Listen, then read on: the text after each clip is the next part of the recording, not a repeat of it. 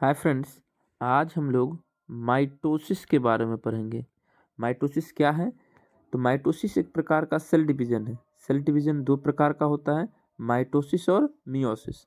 Mitosis is a process by which eukaryotic cell divide its nucleus to produce two genetically identical daughter cell. Mitosis में जो है eukaryotic cells जो है क्या करेगा, जो एक न्यूक्लियस होता है वो दो identical genetically identical daughter cells में डिवाइड कर जाता है।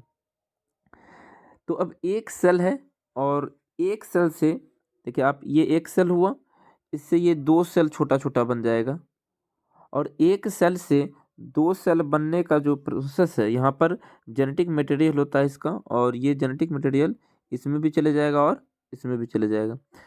तो यदि ये 2n है, मतलब डिप्लॉयड सेल है 2n, तो आप देखिएगा ये भी 2n हो जाएगा और ये भी 2n हो जाएगा। ठीक है।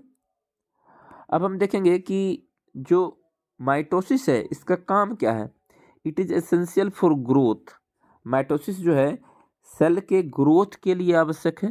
ग्रोथ, टिश्यू रिपेयर और एसेक्सुअल रिप्रोडक्शन। तो माइटोसिस जो है ग्रोथ करवाएगा सेल्स का, टिश्यू का रिपेयर करवाएगा और एसेक्सुअल रिप्रोडक्शन के लिए जरूरी है। अब हम देखेंगे जो स्टेजेज ऑफ माइटोसिस है, माइटोसिस में कितने स्टेज आएंगे, तो इसको सिंपल याद रखने का ट्रिक है PMAT। PMAT से आप याद रख सकते हैं। P से हो जाएगा प्रोफेज, M से हो जाएगा मेटाफेज, A से हो जाएगा एनाफेज और T से हो जाएगा टीलोफेज, और लास्ट में होता है साइटोकाइनेसिस। M फेज के बाद आ जाता है साइटोकाइनेसिस।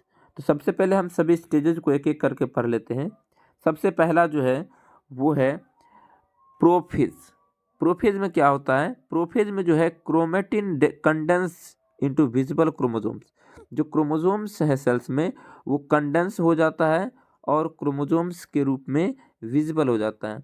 दूसरा क्या होगा, तो न्यूक्लियर मेम्ब्रेन भी ब्रेकडाउन, न्यूक्लियर मेम्ब्रेन भी जो है ख़त्म हो जाता है और स्पिंडल फाइबर फॉर्म्स। जो स्पिंडल फाइबर है उसका जो फॉर्मेशन है वो शुरू हो जाता है। अभी हम डायग्राम के माध्यम से भी पढ़ेंगे, पहले हम थ्योरी देख लेते हैं।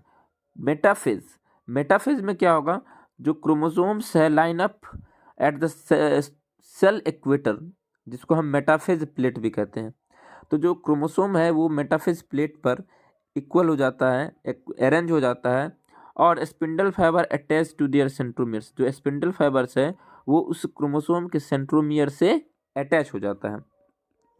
अब देखेंगे हम कि जो एनाफेज है इसमें क्या होगा। एनाफेज में जो सिस्टर क्रोमेटिड्स है वो सेपरेट हो जाता है और they are pull to opposite poles of the cell. Cells के अपोजिट पोल्स पर पुल कर लिया जाता है, खींच लिया जाता है with the help of spindle fibre. Next and the last है टीलोफेज।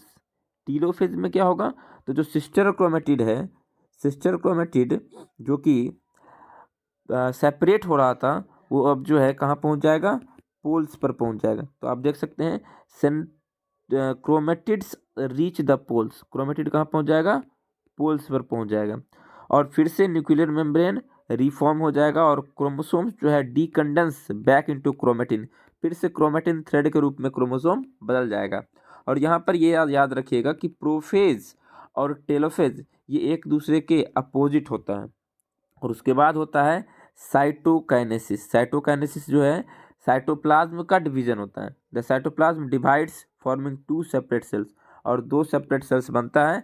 और इसमें यहाँ पर साइटोकाइनेसिस जो है एनिमल सेल्स में अलग होता है, प्लांट सेल में अलग होगा। एनिमल सेल में क्लीवेज फरोज के द्वारा होगा, जबकि प्लांट सेल में सेल प्लेट के फॉर्मेशन के बाद होता है। अब हम डायग्राम के माध्यम से देख लेते हैं कि जो फेज है, चारों फेज के बारे में देख लेते हैं।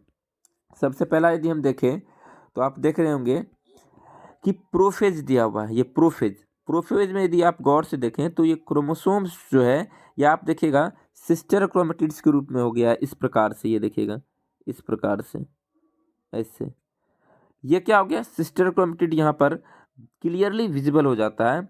और ये जो आप न्यूक्लियर मेम्ब्रेन देख रहे हैं वो भी खत्म हो गया है।